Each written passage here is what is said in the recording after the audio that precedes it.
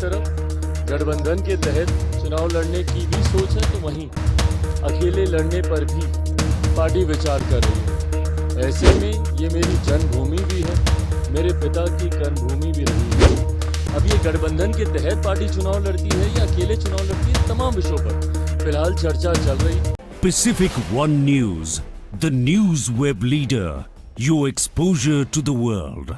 नमस्कार, मैं हूं खुशी चौहान और आप देख रहे हैं पैसिफिक वन न्यूज।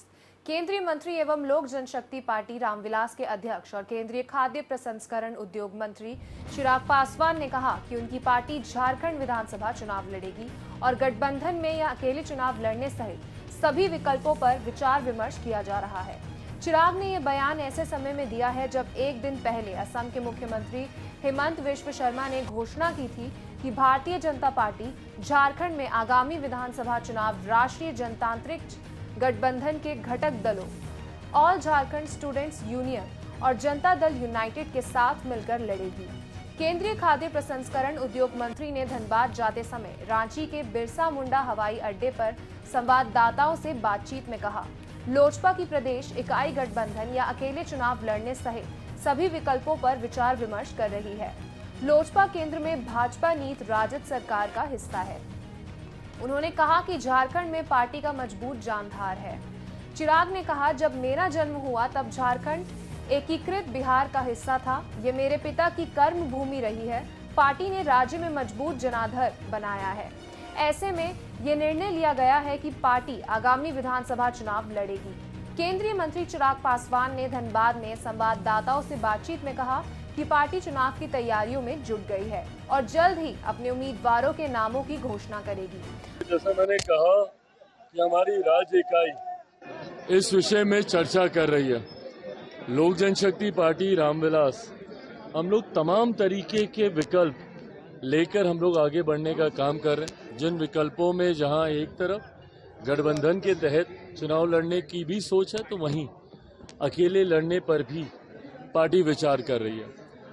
लोक जनशक्ति पार्टी रामविलास का एक मजबूत जनाधार झारखंड में रहा।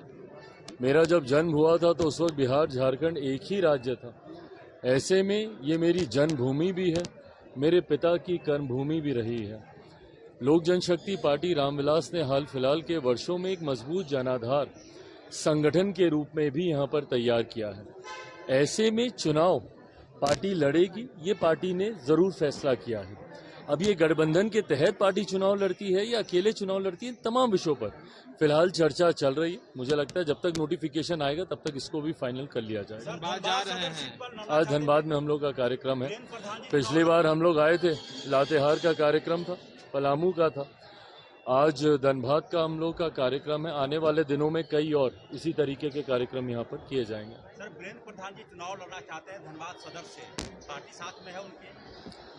ये तमाम बातें सार्वजनिक करने से पहले एक बार पार्टी के भीतर इन तमाम विषयों को लेकर चर्चा हो जाए। अगर गठबंधन के साथियों के साथ चर्चा करने की जरूरत है वो हो जाए, उसके बाद ही इस पे कोई टिप्पणी की जाएगी। असम के मुख्यमंत्री ने शनिवार को कहा था, भाजपा आजसू और जदयू के साथ मिलकर झारखंड चुनाव लड़ेगी। सहयोगियों के साथ 99% सीट पर सहमति बन गई है।